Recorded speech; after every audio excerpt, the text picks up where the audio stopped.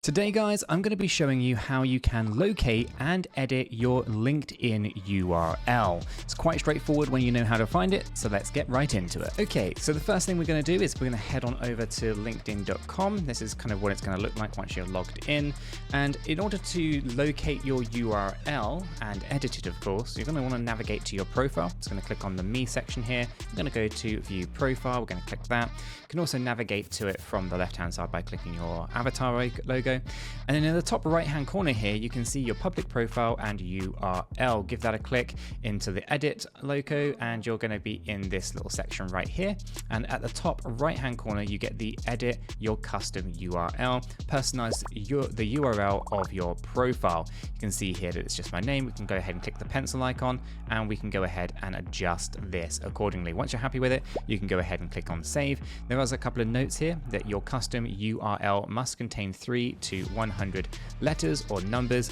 Please do not use spaces, symbols, or special characters. I'm going to click cancel because I don't want to change it, but you get that ability to do it right here on the desktop. Let's go ahead and jump into the iPhone and I'll show you how to do it from the mobile device.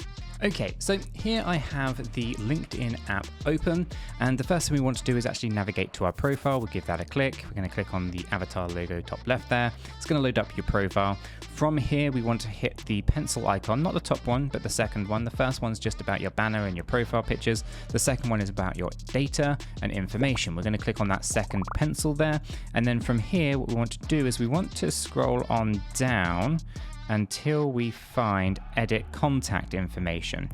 Contact info here, we'll give that a click. That's going to load up this screen, and then the very first one is your profile URL.